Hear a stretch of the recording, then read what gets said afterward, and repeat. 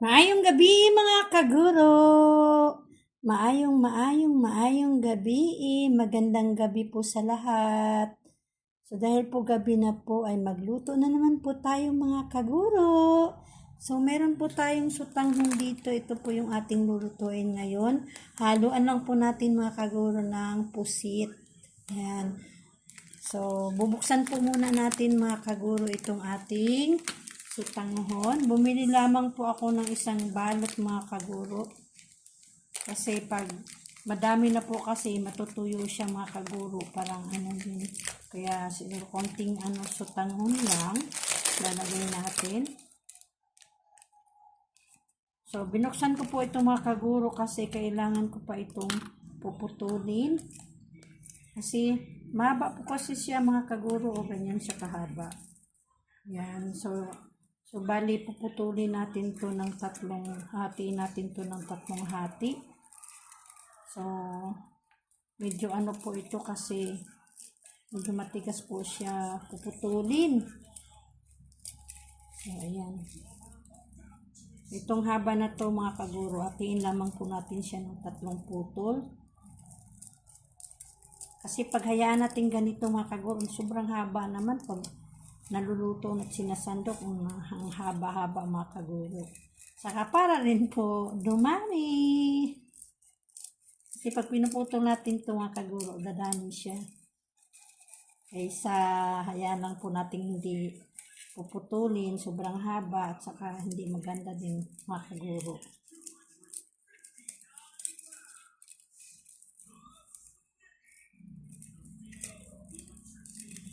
So, adobo ko sana po mga kaguro yung ating pusit. Kaso lang alanganin po mga kaguro. Kasi siyempre alam nyo na po kung pusit. Pagka naluto na po ay kakaunti lamang po. Pag naluto na lalo po pagka adobo lang. Kaya pagka siguro po pagka nag-adobo po kailangang bibilhin ay sa kalahating kilo o 2 kilo po siguro. Kasi pag lang po napaka-kaunti po pag maluto na po yung pusit. Yung po yung normal na size, yung maliliit din po, ganun. Pero pag malalaki naman po siguro, marami na rin.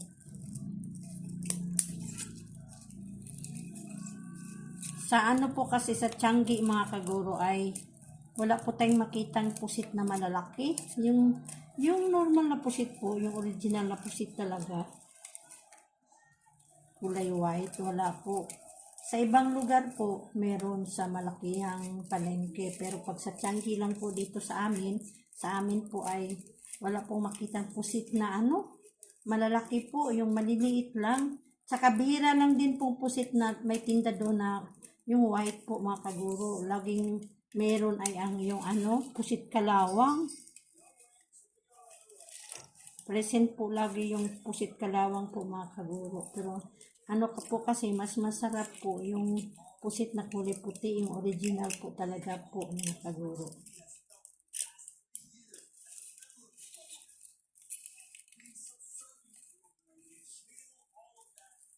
So ito, mahaba pa rin po pala to. Ayan po tinutupi lang. Yan. So puputulin din po natin ito.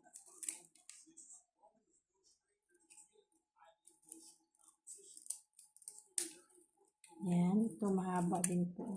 Oops. Yan. Ito putulin natin.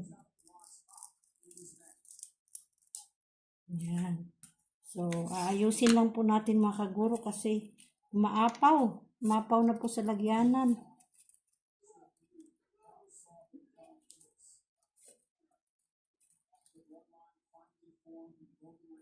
Yan. So, naputol na po natin mga kaguro.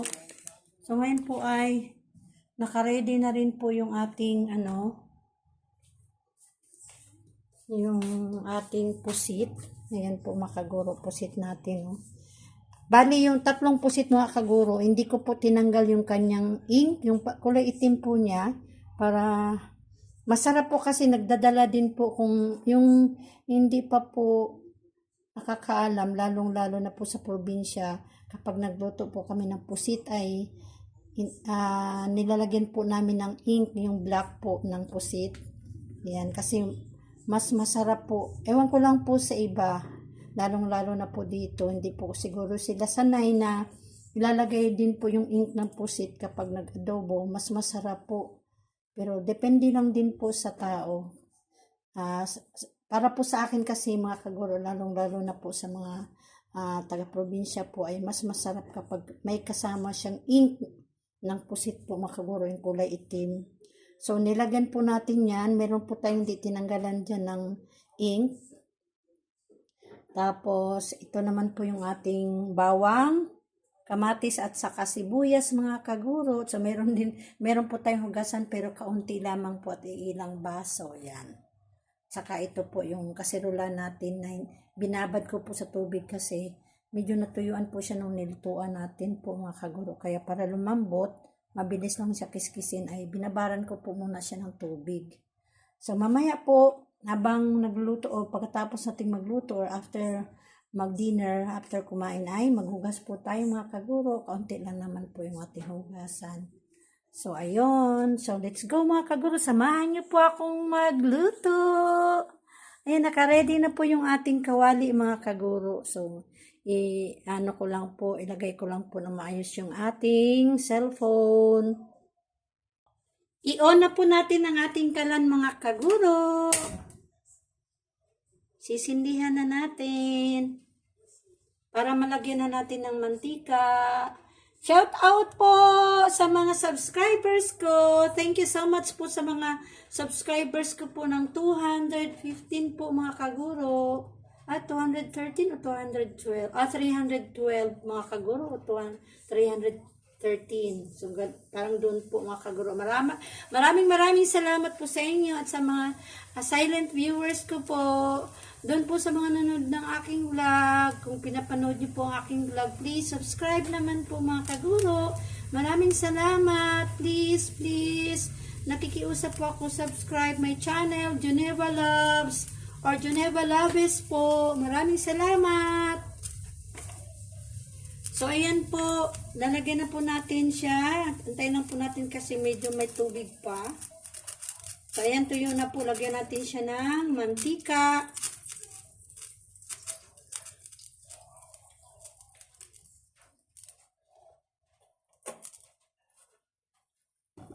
Siyempre po, shout out po sa mga nakilala ko sa ibang YouTuber po na nag-subscribe at saka yung nag-comment down po sa aking mga vlog. Maraming salamat sa inyo at shout out po sa inyong lahat. Kay Sir Alan Mitilio at saka kay Ma'am Nati. Hello po Ma'am Nati at saka kay Sabadera, kay Mrs. po na lola ni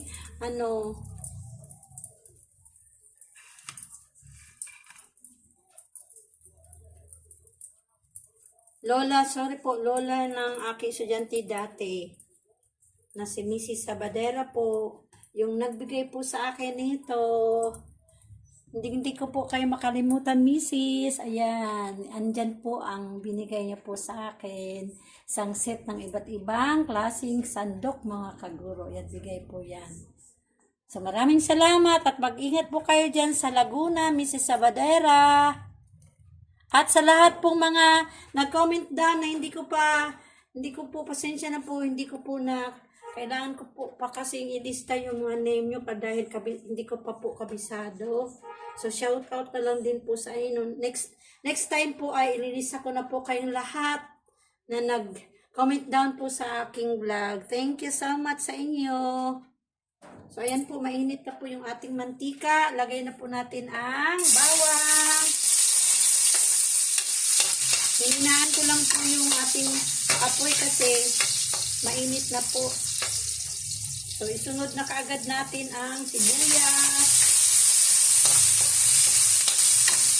At siyempre po yung ating kamatis.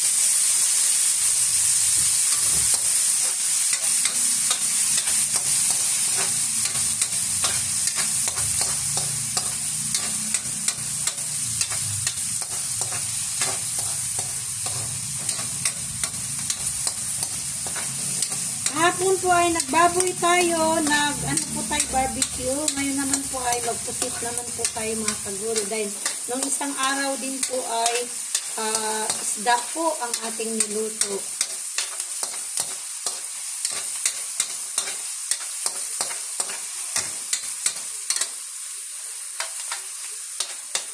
Siguro bukas po ay mag-ihaw tayo ng ano po, tambakol. Or kung hindi man ako makaihaw ay yung ano na lang po, yung manok na tinola lutuin natin. So, depende po kung ano po yung maluto natin bukas para sa ating pamilya mga kaguro. So, ayan lang.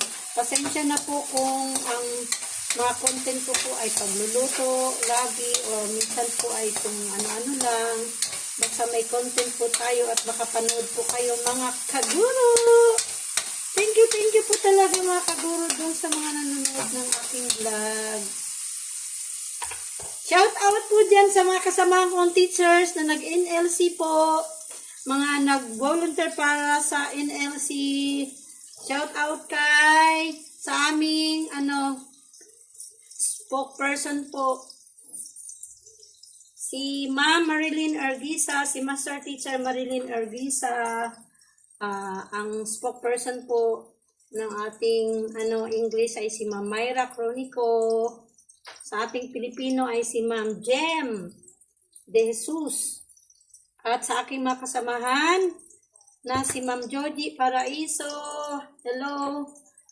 Si Ma'am Jem, syempre sa Filipino reading, kasama ako rin po Filipino reading, ang aking ka-roommate, kasama sa consolidation Filipino reading, si Sir Jigs Biray, siya po yung nagtuturo sa consolidation mathematics po, ako naman po sa consolidation Filipino. At doon po sa mga grade 3 na nag-volunteer din po sa NLC, kay Ma'am Connie Biray, kay Ma'am Myra, kay Ma'am Nora Asepsyon. Ayan po.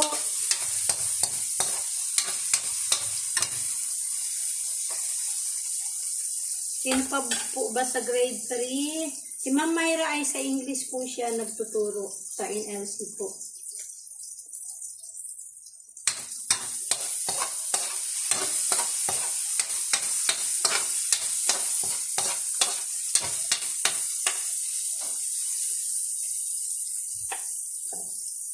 Ayan. So, lagay na po natin ang ating pusit, mga kaguro. Shout out din po sa aming mahal na principal, si Sir Iman. Hello po sir, good evening sa iyo. At sa ating assistant to the principal, si Ma'am Geronimo. Shout out din po sa lahat ng mga grade 6 teachers, sa grade 5 teachers, grade 4 teachers, grade 3 teachers, grade 2 teachers, and grade 1 teachers, and also kinder teachers. Shout out sa aking lahat ng mga teachers sa Paltok Elementary School. Malapit na po ang ating pasukan.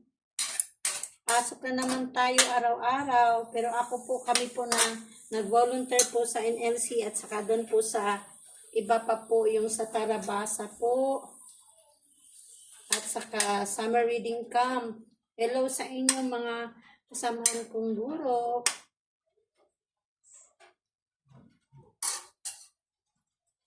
So, simula po nung July 1 po ay nagsimula na po tayo, July 1, July 2. Nagsimula na po tayong magturo mga kaguro. Tuloy-tuloy na po to hanggang sa pasukan mismo mga kaguro. Sa July 29 po ata ang mismong pasukan ng school year 2024-2025.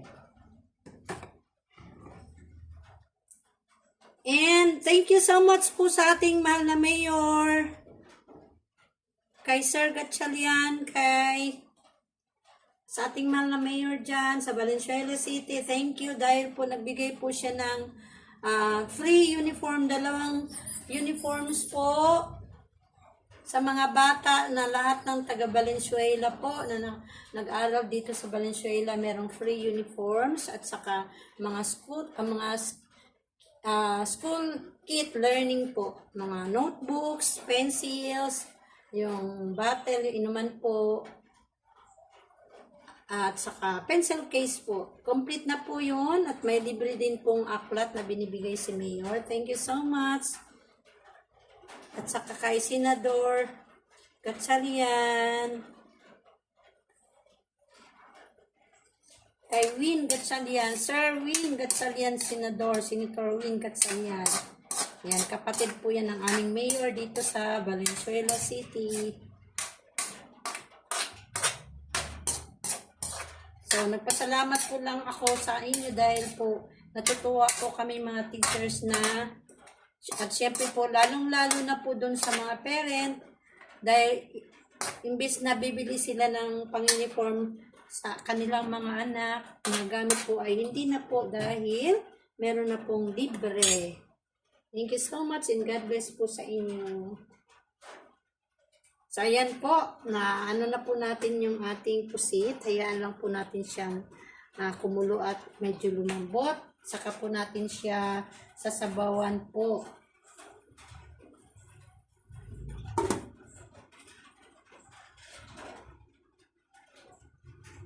Umuulan po mga kaguro. Naririnig niyo po ba yung tunog ng bubong? Umuulan po mga kaguro. Kasi meron atang low pressure area, yung LPA po.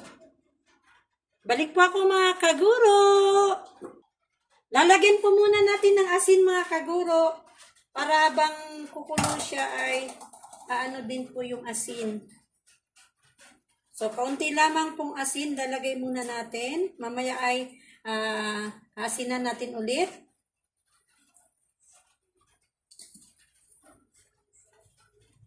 So, takpan natin ulit mga kaguro.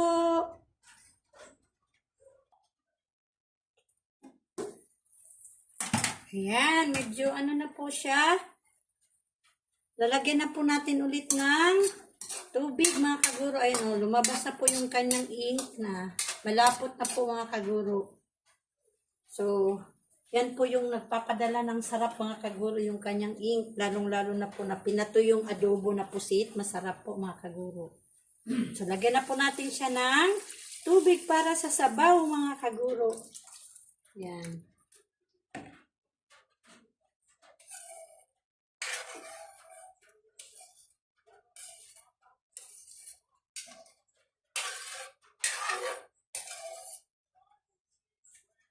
Yan. So, kung makikita nyo po mga kaguro ay kulay itim siya. Yan po yung nagdadala ng itim yung kanyang ink, mga kaguro, ink ng pusit. Di ko lang alam kung anong tawag po dito sa Tagalog yung ink ng pusit. Kasi sa amin po ay, po yan, ata. Sa mga Cebuano po, ata po ang tawag niyan sa ink ng pusit. Yung kulay itim po, ata ang tawag po sa amin.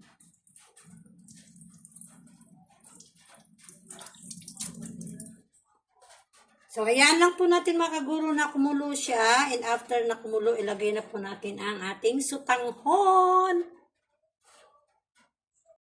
Ayan na po mga kaguro, kumulo na.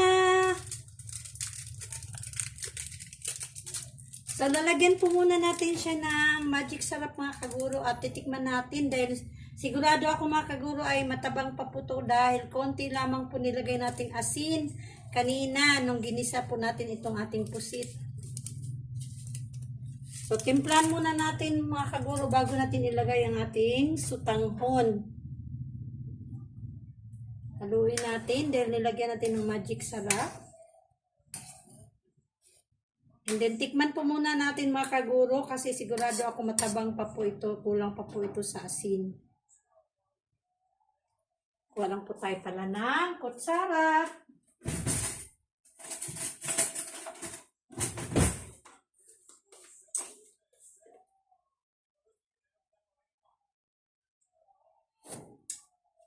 Ayan, matabang nga po. So, lagyan po natin siya ng asin. Para paglagay natin sa sutangon mga kaguro ay templado na po siya mga kaguro. So, unti-unti lamang po, baka aalat naman po. So, nilagyan ko na ng asin, dinagdagan ko na.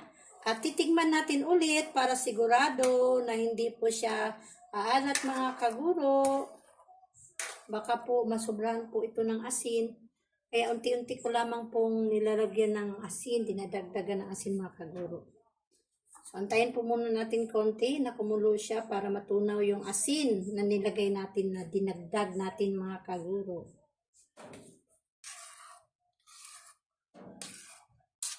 So, ngayon ay tikman natin ulit.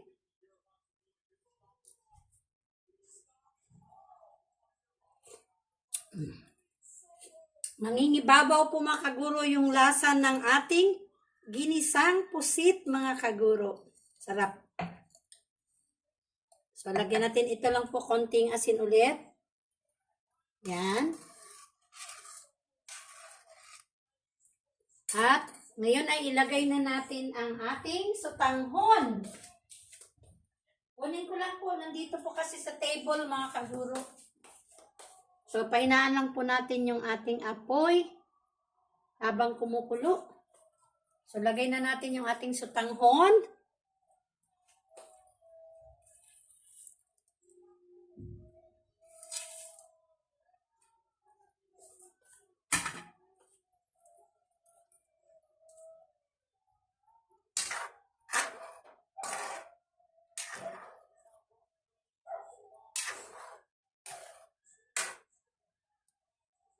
Yan, nailagay na po natin ang ating sutanghon mga kaguro.